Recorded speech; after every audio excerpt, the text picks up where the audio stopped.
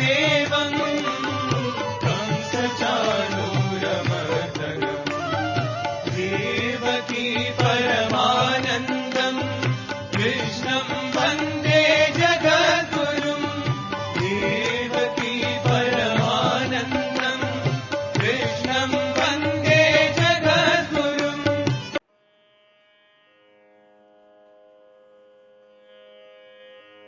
శ్రీ గురుభ్యో నమః.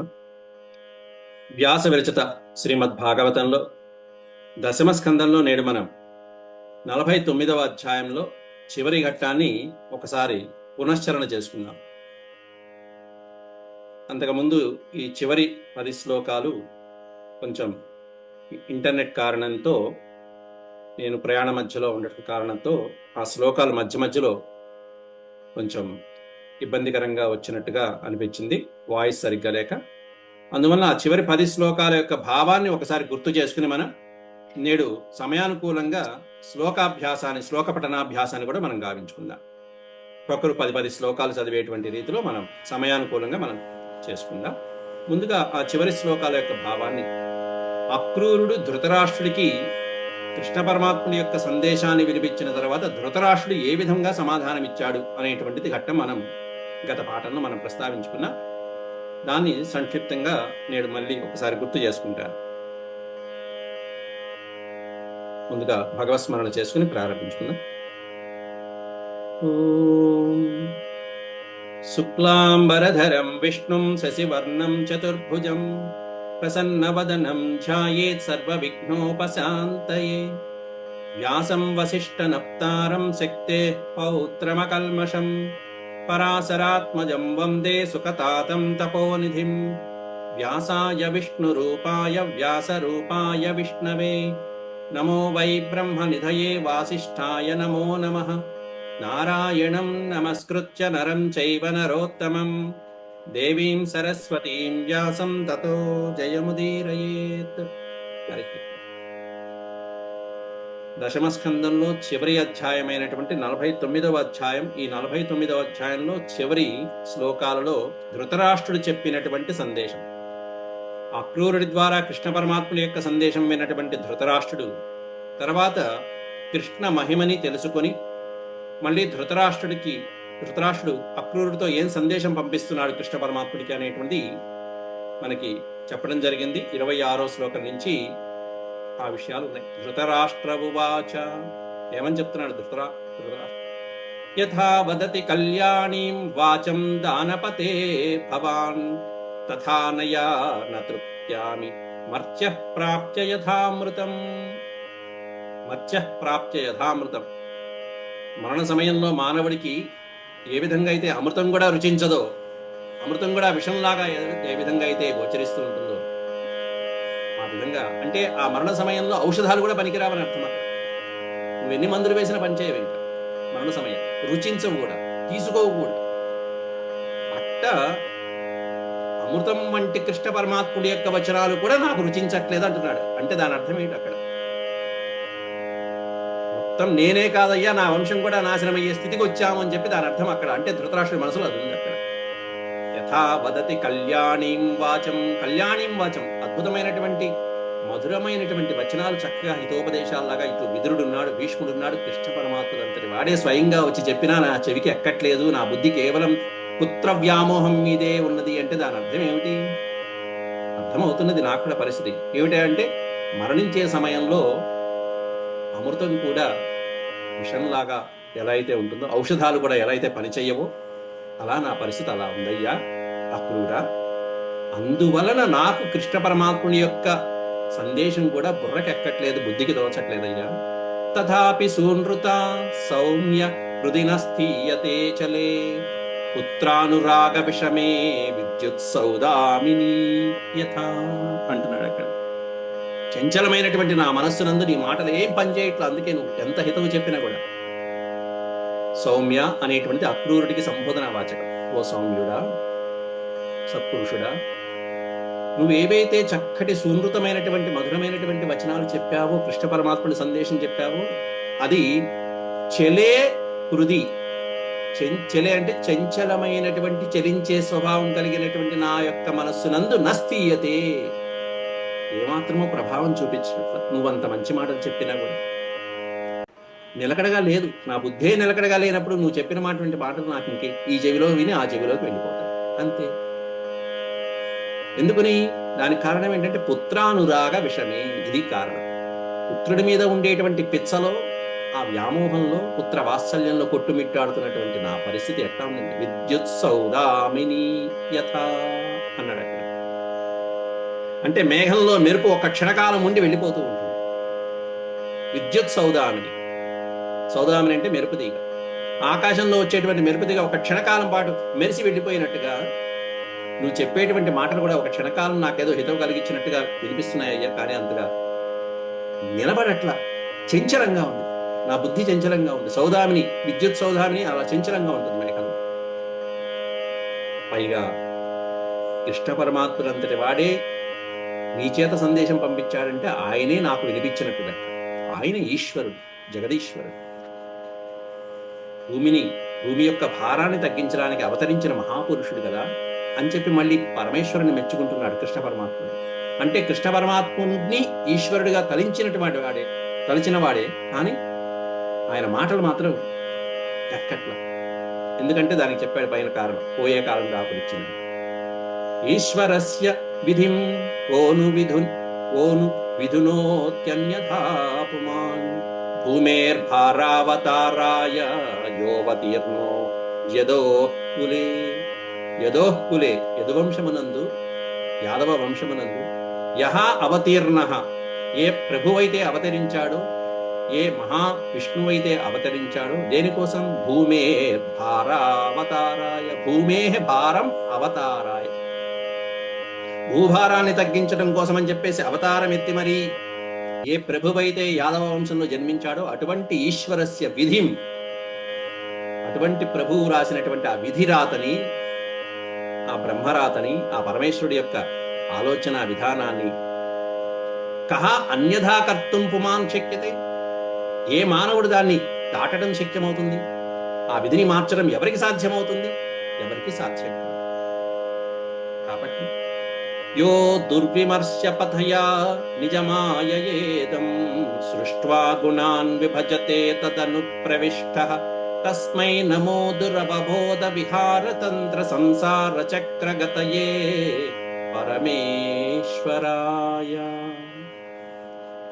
పరమేశ్వరాయ తస్మై నమః. ఇది సారాంశం. ఈ శ్లోకం యొక్క సారాంశమే. మొత్తం అంతా కూడా ఒక 2-3 పదాల్లో శ్లోకం అంతా చదివిన తర్వాత సారాంశం, ప్రధానమైన సారాంశం అర్థమైపోతుంది. పరమేశ్వరాయ నమః అంతే. అటువంటి శ్రీకృష్ణ పరమాత్ముడికి నమస్కారం అంటున్నాడు ధృతరాష్ట్రుడు. తస్మై పరమేశ్వరాయ నమః. ఆ పరమేశ్వరుడికి నమస్కారం. ఎట్లాంటి పరమేశ్వరుడు అనేటువంటిది తర్వాత 3 పాదాల్లో వివరిస్తున్నాడు ధృతరాష్ట్రుడు. యో దుర్విమర్శ పథయా నిజమాయయేదం, తన యొక్క నిజమాయ చేత, తను ఏదైతే మాయా స్వరూపంగా ఈ జగత్తుని, ఈ విశ్వాన్నంతా కూడా ఇదం దుర్విమర్శ పథయా, మనం ఎంత ఆలోచించినా, ఎంత జుట్టు పీక్కున్నా, ఎంత విమర్శ చేసినా కూడా తెలుసుకోలేనటువంటి అద్భుతమైనటువంటి మాయలో పడేస్తాడు, ఆ సంసార చక్రంలో పడేస్తాడు ఆ స్వామి. ఎవరు తెలుసుకోగలరు?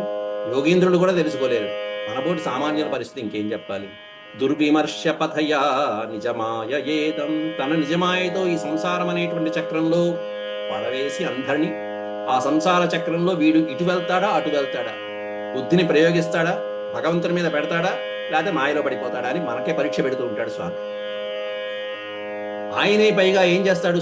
సృష్ట్వా గుణాన్ సృష్ట్వా, ఈ సత్వరజస్తమో గుణాలనేటువంటి త్రిగుణాలని కూడా ఆయనే సృష్టించి, ఆ త్రిగుణాలతో ఈ సంసార చక్రాన్నంతా కూడా నడిపిస్తూ విభజతే తదను ప్రవిష్టః, దాన్ని చక్కగా విభజించడము ఆయనే చేస్తాడు, దాంట్లో ప్రవేశించడము ఆయనే చేస్తాడు.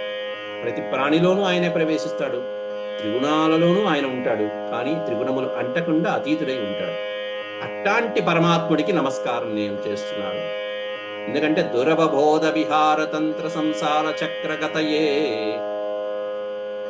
అందుకోలేనటువంటి ఈ సంసారం అనేటువంటి చక్రం నుంచి దాటించేటువంటి వాడు ఆయనే, ఆ సంసార చక్రాన్ని నడిపేవాడు ఆయనే, మనల్ని ఉద్ధరించేది ఆయనే. అట్లాంటి పరమాత్ముడికి నమస్కారం స్వామి అంటూ ధృతరాష్ట్రుడు నమస్కారం చేస్తున్నాడు.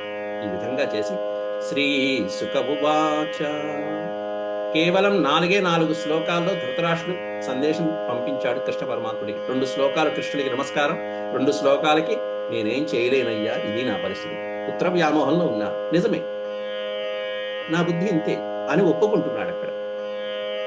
ఇక సుఖయోగేంద్ర ఇత్యభిప్రేత్య నృపతేరభిప్రాయం స యాదవః సుహృద్భిః సమనుజ్ఞాతః పునర్యదుపురీమగాత్. ఈ విధంగా మహారాజు యొక్క సందేశాన్ని అందుకుని సహ యాదవః, ఆ క్రూరుడు ఆ బంధువుల దగ్గర కుంతీదేవి, అలాగే భీష్మ పితామహుడు, విదురుడు మొదలైనటువంటి వాళ్ళ యొక్క సుహృద్భిః సమనుజ్ఞాతః, వాళ్ళ అనుమతి తీసుకుని, పంచపాండవుల యొక్క అనుమతి తెలుసుకుని పునర్యదుపురీం అగాత్, మళ్ళీ యాదవపురానికి మధురకి వచ్చేశాడు. కృష్ణ పరమాత్ముడు ఇప్పుడు బృందావనం ఉండేడు, మధురలో ఉన్నాడు. కాబట్టి యదుపురీం అగాత్, అగాత్ అంటే వెళ్ళాను, చేరుకుని యాదవపురానికి వచ్చేశాడు. వచ్చి అక్కడ కృష్ణ పరమాత్ముడు, బలరామకృష్ణుడు వీళ్ళందరూ సమావేశమై ఉన్నటువంటి సందర్భంలో బలరామకృష్ణుడికి జరిగినటువంటి విషయమంతా నివేదిస్తున్నాడు అక్రూరుడు. శశంశ రామకృష్ణాభ్యాం ధృతరాష్ట్ర విచేష్టితం పాండవాన్ ప్రతి కౌరవ్య యదర్థం ప్రేషిత స్వయం. శశంశ రామకృష్ణాభ్యాం, రామకృష్ణులు ఇద్దరికి కూడా నమస్కారం చేసి ధృతరాష్ట్ర విచేష్టితం, ధృతరాష్ట్రుడు అక్కడ చేస్తున్నటువంటి ఏ కార్యాలైతే ఉన్నాయో అవన్నీ కూడా తాను చూసినట్టుగా చక్కగా విన్నవించాడు కృష్ణ పరమాత్ముడికి, బలరాముడికి కూడా. పాండవాన్ ప్రతి కౌరవ్య, పాండవుల పట్ల కౌరవులు ఏ విధంగా ప్రవర్తిస్తున్నారో, యదర్థం ప్రేషిత స్వయం, ఏ కార్యం కోసం శ్రీకృష్ణ పరమాత్ముడు తన్ని పంపించాడో, స్వయంగా పంపించాడో, ఆ వెళ్ళినటువంటి కార్య విశేషాలన్నీ కూడా కృష్ణ పరమాత్ముడికి చెప్పాడు, విన్నవించాడు. ఏమిటంటే ధృతరాష్ట్రుడు, కౌరవులు, ఈ ధార్తరాష్ట్రులు పాండవుల పట్ల ఎలా వ్యవహరిస్తున్నారు అనేటువంటి విషయం అంతా జరిగినట్టుగా చెప్పాడు. పాండవాన్ ప్రతి కౌరవులు. ఆ తర్వాత విదురుడు ఏ విధంగా సంరక్షిస్తున్నాడు పాండవుల్ని, కంటికి రెప్పలా కాపాడుకుంటున్నాడు. కుంతీదేవి ఏ విధంగా బాధపడింది, కౌరవులు పాండవులు పెడుతున్నటువంటి అనేకమైనటువంటి దురాగతమైనటువంటి చర్యలు, ఇవన్నీ కూడా ఊసగుచ్చినట్టుగా చక్కగా వివరించాడు అప్పుడు. ఇది శ్రీమద్భాగవతే మహాపురాణే వైయాసక్యామష్టాదశ సహస్ర్యాం పారమహంస్యాం సంహితాయాం దశమస్కందే పూర్వార్ధే ఏకోనపంచాశత్తమో అధ్యాయః సమాప్తః. 49 అధ్యాయాలు పూర్తి చేసుకున్నాం. దీంతో పూర్వార్థం పూర్తయింది. చక్కగా మొన్న విజయదశమి రోజు కూడా పాఠం చెప్పాలని మార్గమధ్యంలో ఈ అరుణాచలం తీర్థయాత్ర పూర్తి చేసుకుని వచ్చి భాగవతం ఆ రోజు చెప్పాను. మార్గమధ్యలో పక్కన కారు ఆపుకుని, అందువల్ల కొంచెం సిగ్నల్ డిస్టర్బెన్స్ వల్ల ఈ శ్లోకాల యొక్క భావం పూర్తిగా అందుకోలేదు అందరికీ. అందువల్ల ఈ శ్లోకాలను మళ్ళీ పునరుచ్చారణ చేయడం జరిగింది సారాంశం వరకు. ఇంకా వీటిల్లో ఏమైనా సందేహాలు ఉంటే వివరంగా చెప్తాను. సమయం ఉంది కాబట్టి ఈ 30 శ్లోకాలని ఒక్కొక్కరు 10 శ్లోకాలు మీరు చదివేస్తే పారాయణ అవుతుంది. ఒకవేళ సమయం ఇంకా చదివే వాళ్ళు ఉంటే మళ్ళీ కనెక్ట్ చేసుకుని మళ్ళీ చదువుతాం కూడా. ఓం శాంతి శాంతి శాంతి. పూర్వార్థం పూర్తయింది. రేపు పూజలో చక్కగా అందరూ ఒక కొబ్బరికాయ కొట్టండి. మళ్ళీ సోమవారం నుంచి ఉత్తరార్థం కూడా ప్రారంభించుకున్నాం. భగవంతుడి నమస్కారం చేసుకున్నాం.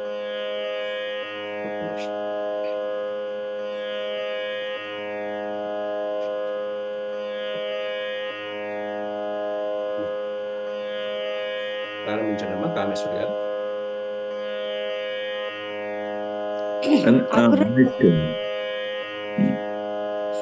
అక్రూరుడు హస్తినాపురమునకు వెళ్ళుట. శ్రీ సుఖ ఉవాచ సగత్వా హస్తినాపురం పౌరవేంద్ర యశోంకితం దదర్శ తత్రాంబికేయం సభీష్మం విదురం వృథాం సహ పుత్రం చ బాక్లీకం భారద్వాజం స గౌతమం కర్ణం సుయోధనం ద్రౌణిం పాండవాన్ సుకృతోపరాన్ యథా వదుపసంగమ్య బంధుభిర్గాంధినీ సుతః సంప్లుష్టస్యై సుహృద్వార్తాం స్వయం చాపృచ్ఛదవ్యయం ఉవాస కతిచిన్మాసాన్ राज्ञो वृत्तविवित्सया दुष्प्रजस्याल्पसारस्य खलच्छन्दानुवर्तिनः तेजवोजो बलं वीर्यं प्रशयान्तिश्च सद्गुणान्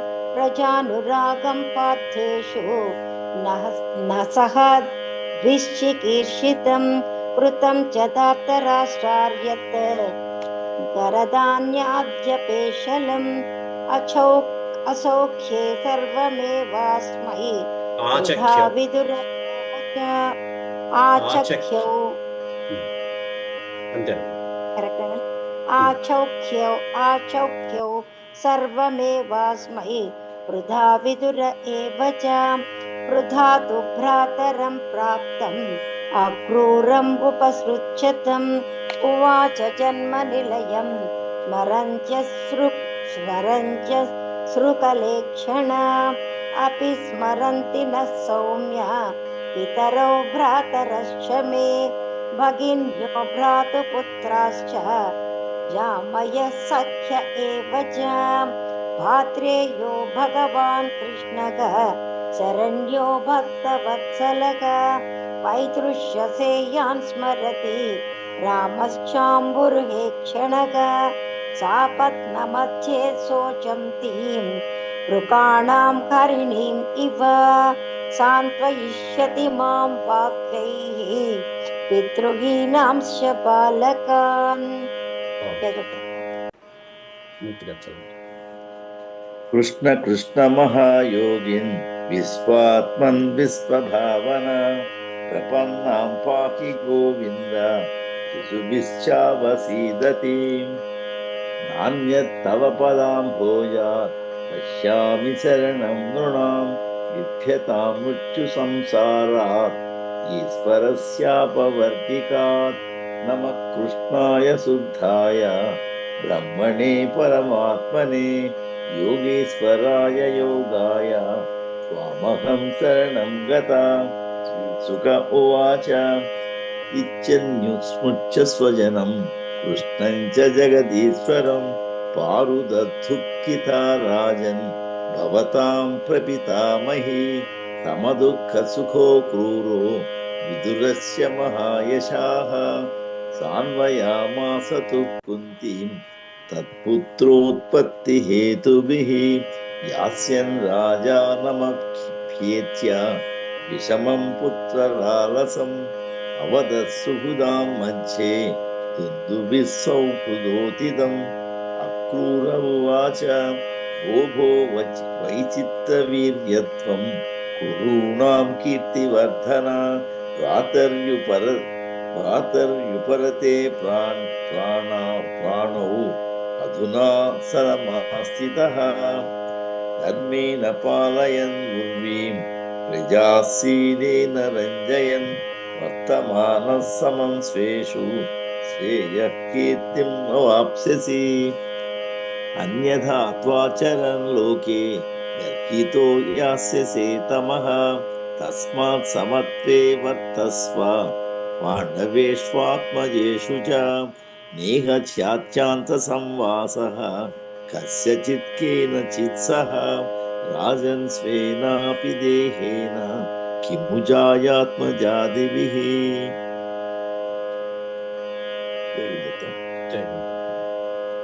వాసంతి గారు చదువుతారమ్మా, మీ తర్వాత ఆదిలక్ష్మి గారు చదువుతారు. ఆవిడ లేరా? అవునానండి. ఉన్నారా? చదవండి. 21 నుంచి కదండి. నమస్కారం. అవునమ్మా. ఏక ప్రసూయతే జంతు ఏక ఏవ ప్రలీయతే ఏకోనుభుంక్తే సుకృతమేక ఏవ చ దుష్కృతం ఏకోనుభుంక్తే సుకృతమేక ఏవ చ దుష్కృతం. తప్పండి.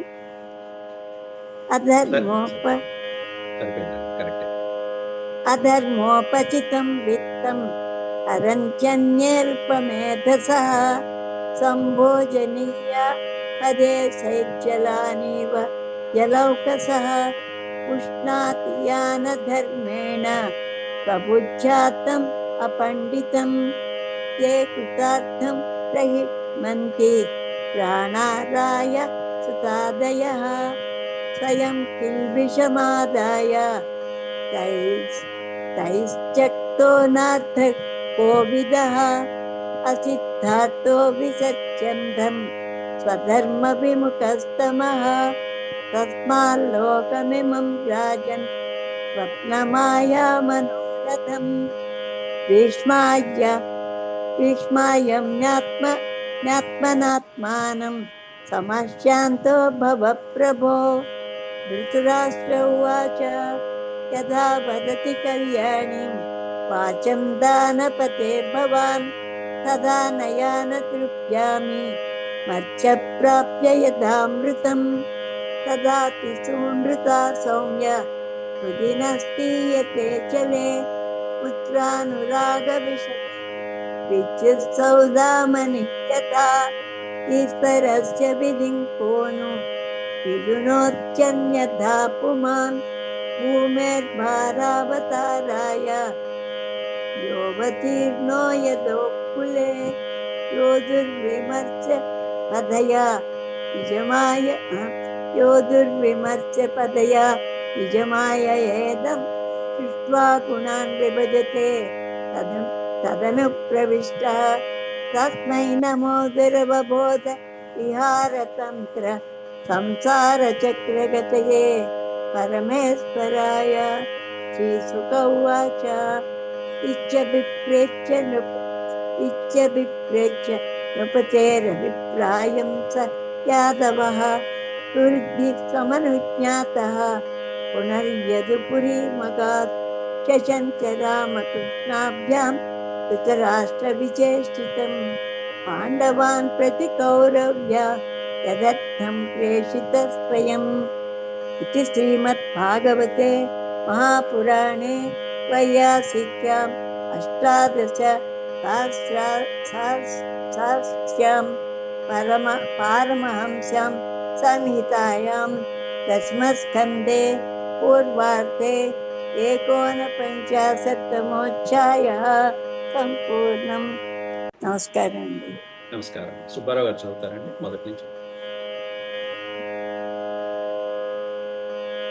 ముకుందమ్మ గారు, సుబ్బారావు గారు ఉన్నారండి.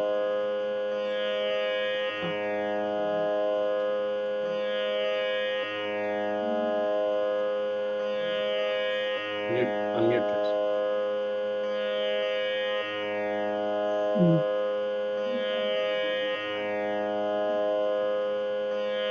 మ్యూట్లో ఉంది.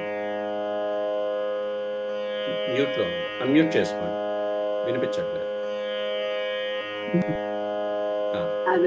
श्रीशुक उवाच स गत्वा हस्तिनपुरं कौरवेन्द्रयशोऽङ्कितं ददर्श तत्राम्बिकेयं स भीष्मं विदुरं वृथां सह पुत्रं च बाह्लीकं भारद्वाजं स गौतमं कन्नं सुयोधनं द्रौणिं पाण्डवान् सुहृदो परान् यथा वदुपसंगम्य बन्धुविद्वान्दिनीसुतः सम्पृष्टस्तैः सुहृद्वात्तां स्वयं चापृच्छद्व्ययम् उवास कतिचिन्मासान् राज्ञो वृत्तविवित्सया दुष्प्रजस्याल्पसारस्य कलच्छन्दानुवर्तिनः तेजवोजो बलं वीर्यं प्रस्ययादीश्च सद्गुणान् प्रजानुरागं पार्थेषु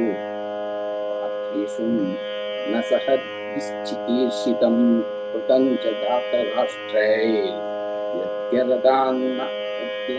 यद्यरदानाद्यपेशलम् आचख्यौ सर्वमेवास्मै तथा विदुर एव च तथा तुपातकं प्राप्तम् अक्रूरम् उपसृज्यतम् उवाच जन्मनिर्गन् स्मरन् च सुबलेक्षणा अपि स्मरन्ति नः सौम्य पितरो भ्रातरश्च मे भगिन्यो भ्रातुपुत्राश्च जामयः सख्य एव च आत्रेयो भगवान् कृष्णः शरण्यो भक्तवत्सलः पैतृष्यशेषायां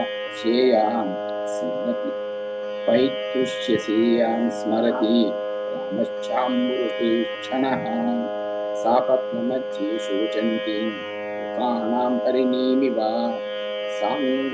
सान्त्वयिष्यति मां वाक्यैः विद्रोहीनां च बालकान्.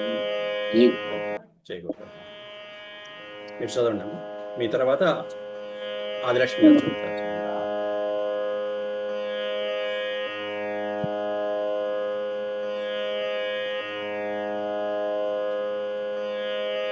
చదవండి అమ్మా. నేను చదవనా గురుగారు? మీరే చదవండి. మీ తర్వాత ఆదిలక్ష్మి గారు చదవండి. మీ తర్వాత ఆదిలక్ష్మి గారు చదవండి.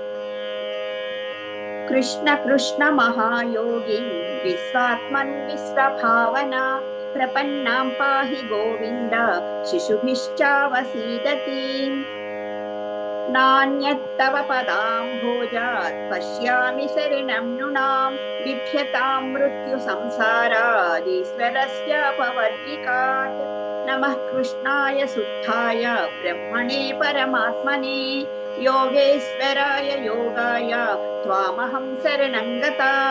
श्रीशुक उवाच इत्यनुस्मृत्य स्वजनं कृष्णं च जगदीश्वरं प्रारुदद्दुःखिता राजन् भवतां प्रपितामही. समदुःखसुखो क्रूरो विदुरश्च महायशाः सान्त्वयामास कुन्तीं तत्पुत्रोत्पत्तिहेतुभिः. यास्यन् राजानमभ्येत्य विषमं पुत्रलालसम् अवदत् सुहृदां मध्ये बन्धुभिः सौहृदोदितम्.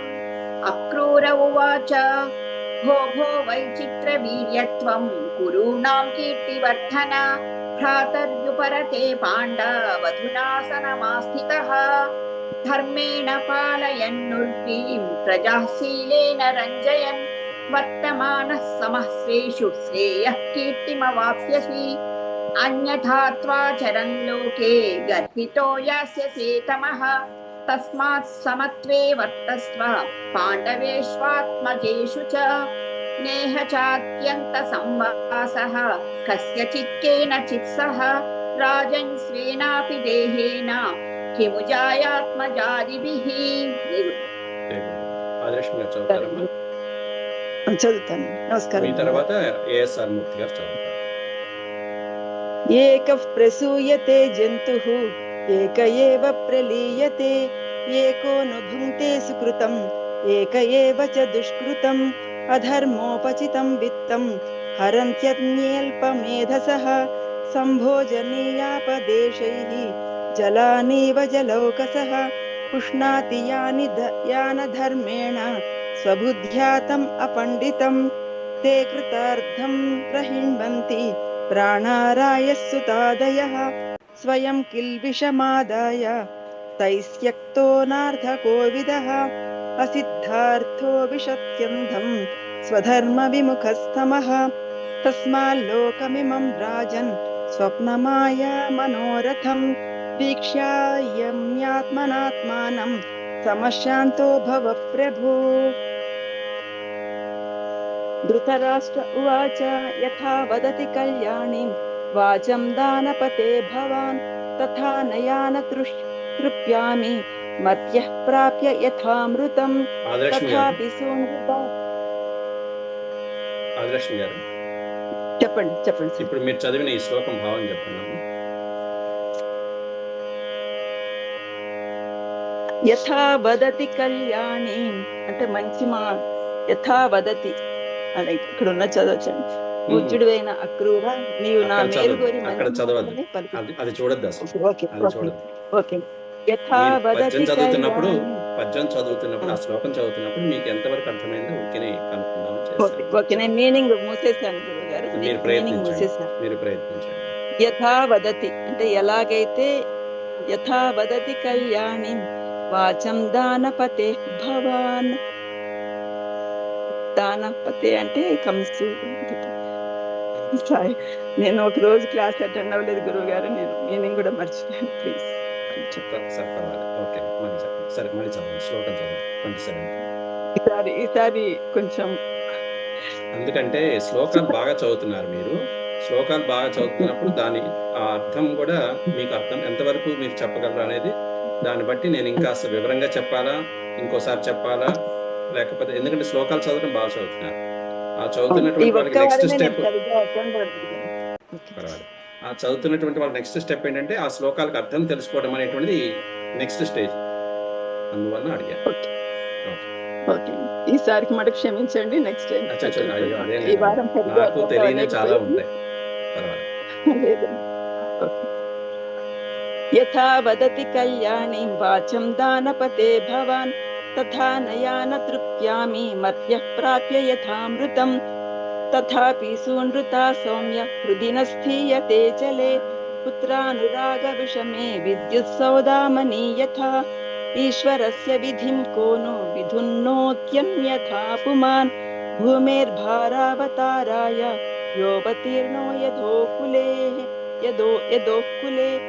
यो दुर्विमर्शपथया निजमाययेदं सृष्ट्वा गुणान् विभजते तदनुप्रविष्टः तस्मै नमो दुर्वबोधविहारतन्त्रसंसारचक्रगतये परमेश्वराय श्रीशुक उवाच इत्यभिप्रेत्य नृपतेः अभिप्रायं स यादवः सुहृद्भिः समनुज्ञातः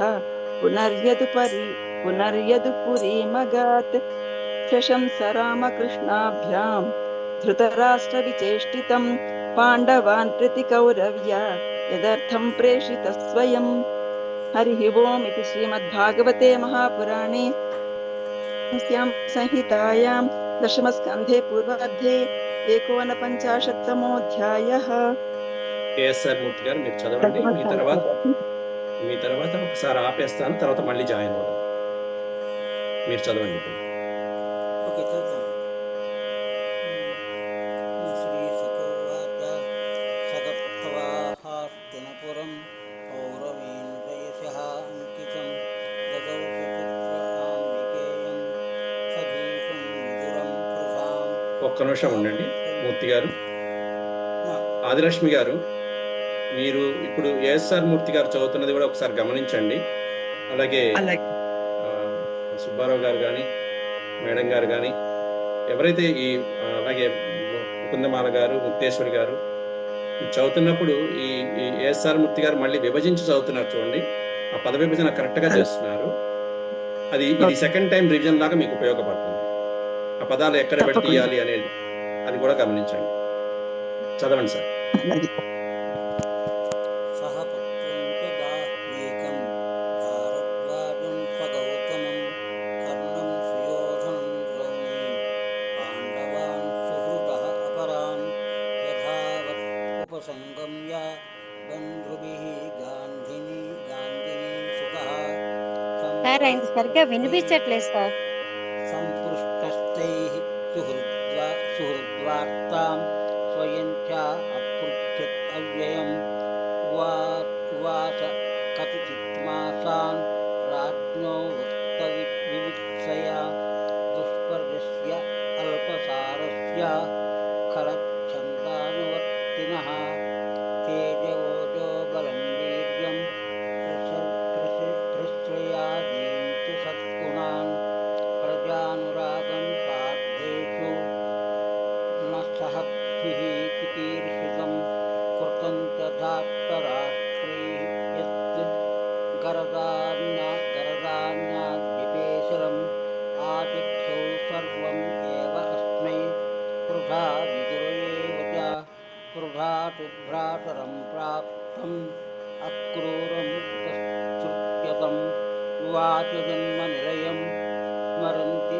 అశ్రుకలేక్షణా అతిస్మరంతి నః సౌమ్య పితరౌ భ్రాతరశ్చ మే భగిన్యౌ భ్రాతృపుత్రాశ్చ జామయః సఖ్యయేవ చ భ్రాత్రేయో భగవాన్ కృష్ణः శరణ్యः భక్తవత్సలः పైతృస్వసేయాన్ స్మరతి రామశ్చ అంబురుః ఈక్ష్ణः सापत्न्यमध्ये शोचिन्तीं वृकानां हरिणीम् इव सान्त्वयिष्यति मां वाक्यैः पितृहीनान् च बालकान्. ఎందుకంటే ఇది ఒక రివిజన్ లాగా ఎందుకు అంటున్నా అంటే మీరు అందరూ కూడా చక్కగా శ్లోకాలను చదివే పద్ధతి ఒక బాణిలో చదువుతున్నారు, సుందరంగా చదువుతున్నారు. ఉవాచ జన్మ నిలయం స్మరంత్యశ్రుకలేక్షణ అని చదివేస్తున్నారు.